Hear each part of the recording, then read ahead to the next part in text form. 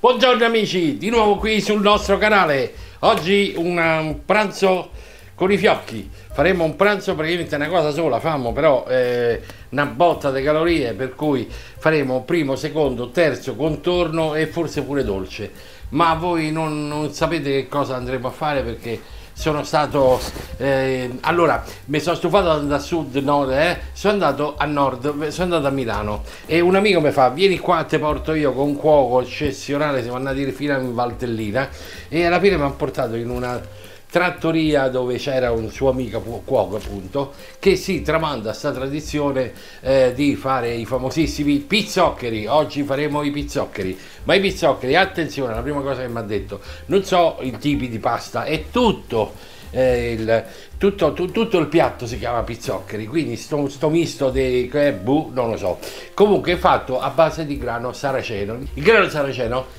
viene dal nord, o meglio, prima è venuto da sotto, dalla Turchia, poi è andato a finire al nord, poi è ritornato al nord dalla Germania, poi è passato in Svizzera, poi è arrivato in Italia e poi noi a Roma se lo mangiamo.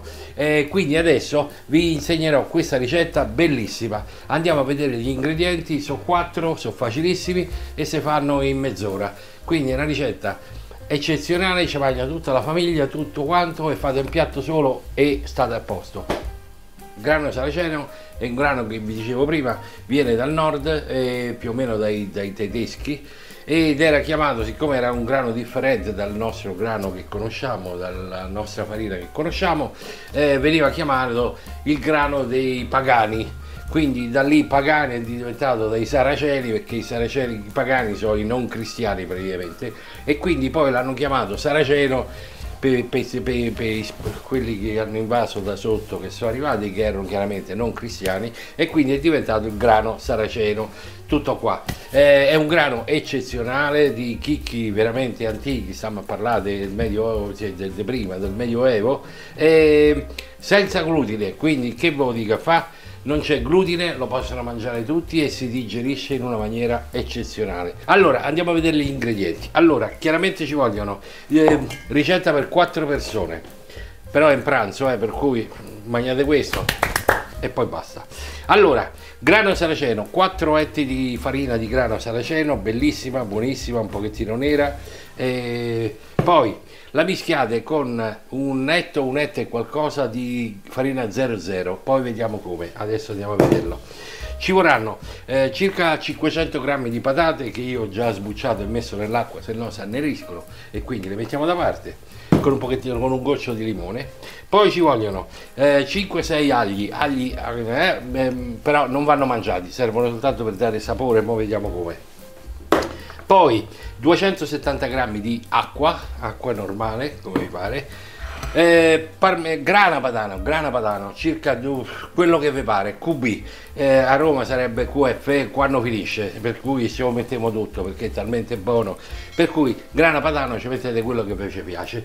Dopodiché servirà un etto e mezzo di burro, eccolo qua, burro, e questa è la caratteristica di questi pizzoccheri.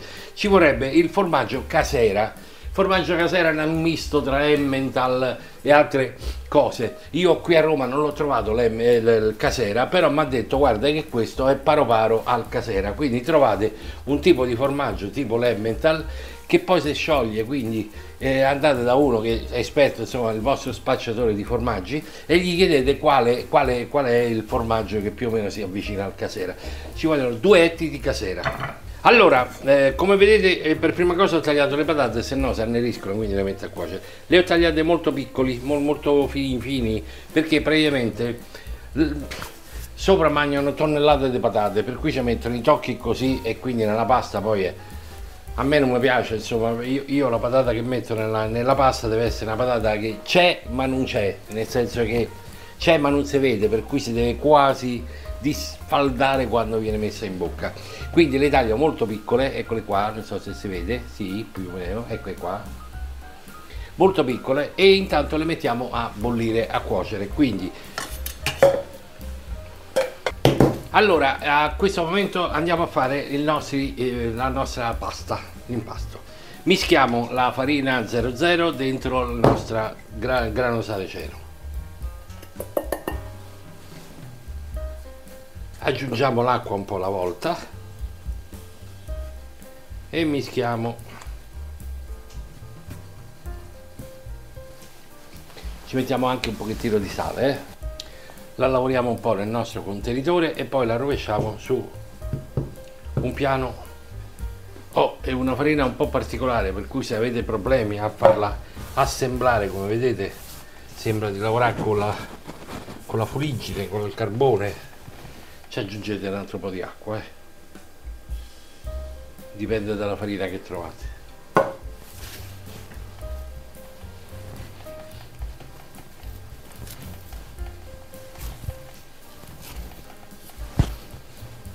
Allora, come vedete, l'impasto deve venire di questo tipo, quindi alla fine liscio. Se durante la lavorazione vi accorgete che il panetto non si integra, quindi si spalda, si rompe, vedete, vuol dire che c'è poca farina 00.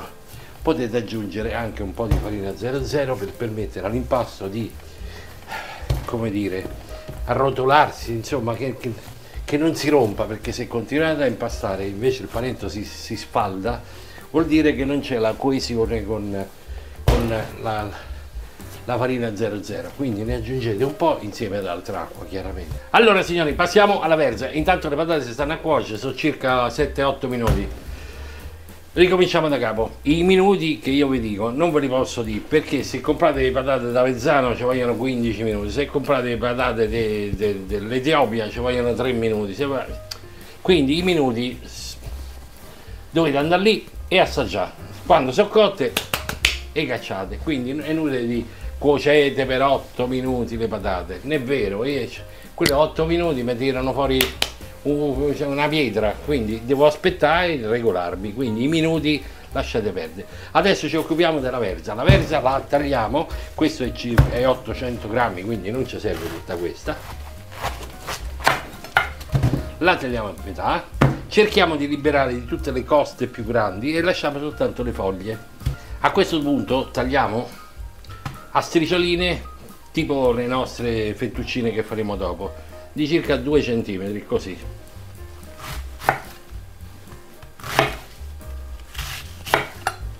Mi raccomando, togliete i pezzi più grandi, più grandi, e le lasciate così rompere. E dove le andiamo a mettere? Le andiamo a mettere dove stanno a cuocere già le patate, quindi mettiamo tutto insieme. Ecco qui, aprite, vedete? Cercate di fare aprire foglia per foglia, non lasciatele insieme, se no dopo mangiate un pezzettone. I pezzi più grossi, tipo questo, lo levate. Altro consiglio, mi hanno detto, mi raccomando, quando metti a bollire le patate alla verza, metti tanta acqua. Tanta acqua praticamente disperde tutto dentro l'acqua e quindi alla fine la bontà se ne va. In più a me le patate mi piacciono quagliate, quindi la minestra mi piace un po' più densa. Su fanno questi pizzoccheri che, per carità, non mi permetterei mai di consigliare dei miglioramenti, però sopra praticamente tolgono le patate, la verza dopo che sono cotte, scolandole nel piatto e poi vedremo. Però diciamo che a noi qua a Roma famo intrugli, quindi ci piace pure che la roba sia appiccicata, che il formaggio sia filante, colante, insomma, in poche parole, non mettete tanta acqua. Se volete fare quella di su, tanta acqua, e quindi poi scolate. Se volete fare la versione un pochettino di Vinci Cook, mettete meno acqua, il minimo indispensabile, quello che vi serve per cuocere le cose. Dopodiché casomai la aggiungete piano piano, sempre calda, perché sennò si ammoscia tutto, e cuocete lì dentro. Quindi alla fine, quando scolate, viene tutto un pochettino più indurito, ok? Non limpido e sciacquato come viene fatto nel nord, che sono tutti precisi, mentre qua a Roma famo come cazzarola ci pare. Adesso intanto andiamo a fare la pasta, che nel frattempo era pronta, eccola qua, ve la faccio vedere, e l'ho messa a riposare. Adesso andiamo a fare i nostri tagliatelline, che poi sarebbero i pizzoccheri. In un altro padellino ho messo il nostro etto e mezzo di burro con i nostri 6 agli tagliati a metà.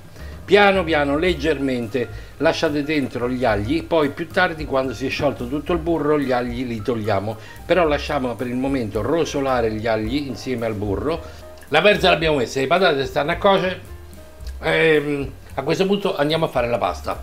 La pasta si è riposata un pochetto, si è fatto un sonnellino, eccola qua, su un ripiano abbastanza infarinato. Cerchiamo di stendere la pasta, dobbiamo fare uno strato che più o meno sarà alto un paio di millimetri. Vabbè, pure se vi sbagliate non fa niente, dipende da quanto vi piace spessa la pasta. Tenete presente che chiaramente più è alta più la dovete far cuocere, tanto si capisce la pasta quando è cotta, quando incomincia a venire a galla, poi lo vediamo. Andiamo, allora troviamo un mattarello da messo mia moglie, qua ci sta, qua ci sta, sì, ho trovato mattarello. Allora gli davo una stesa, magari famo in dubotto, per cui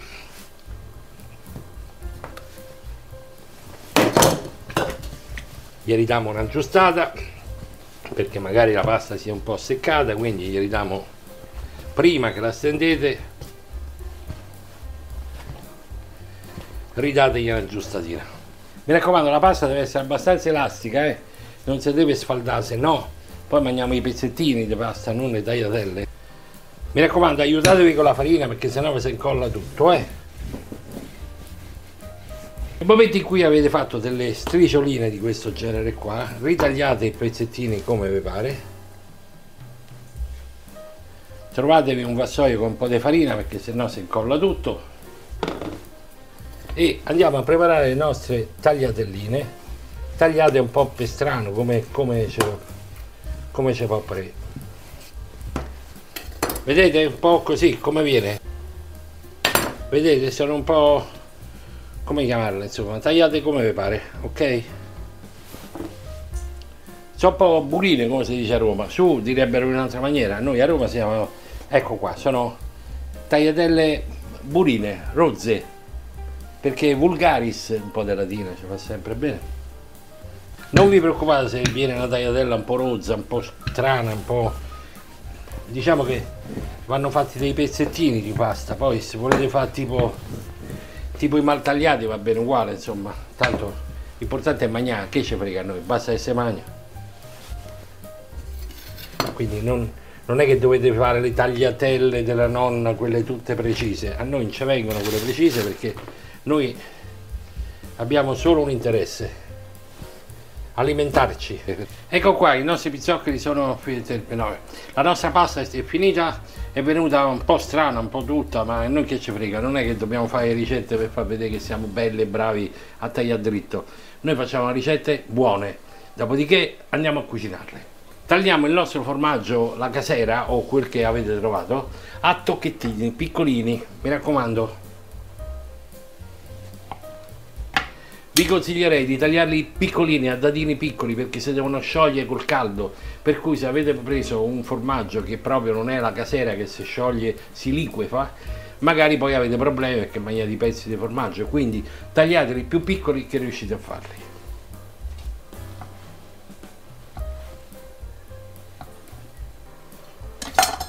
Ecco qui, i nostri pezzettini sono un po' pezzettini. Facciamo una prova prima se si sciolgono bene, poi se no li lasciamo ripassare un pochettino sul fuoco in modo che andiamo a vedere che succede. Oh, il tavolo non è pulito, ma barbiere non c'è, io faccio come ci vuole, mi pare. Mi raccomando, non salate troppo l'acqua da un mezzo dove sta la verdura, perché poi mettendo il formaggio, che comunque è salato, non vorrei che poi fosse tutto troppo salato. Prima riducete un po'. Ecco qui, quando siamo a bollore mettiamo le nostre tagliatelline.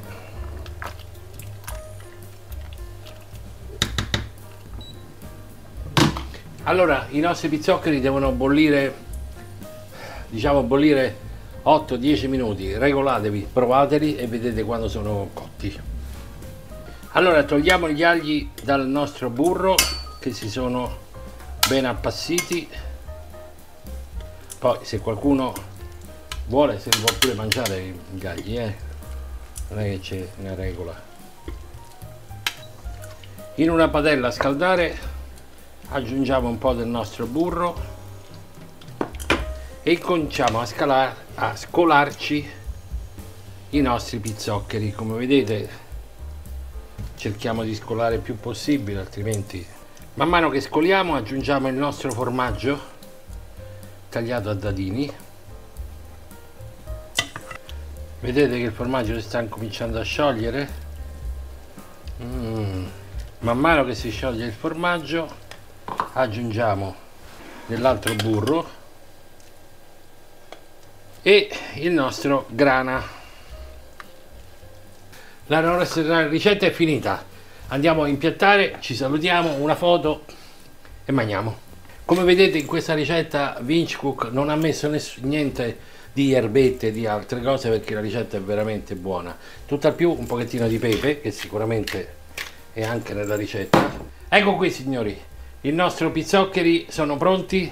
Pochissima roba, verza, pasta di grano saraceno e patate molto cotte, perché a me piacciono. Infatti come vedete i normali pizzoccheri sono praticamente delle tagliatelle. Io mi piace più farla in questa maniera, diciamo un po' più tipo una minestra, quindi una zuppa più quagliata, come si diciamo noi qua. Poi dopodiché non vorrei offendere nessuno della Valtellina, per cui non si arrabbino, ma noi qua scendiamo a sud e più famo un picci, per cui questa è la mia ricetta, spero che vi sia piaciuta. Fatela perché è veramente buona e ci vuole veramente poco, guardate che anche nelle descrizioni ci vuole pochissimo.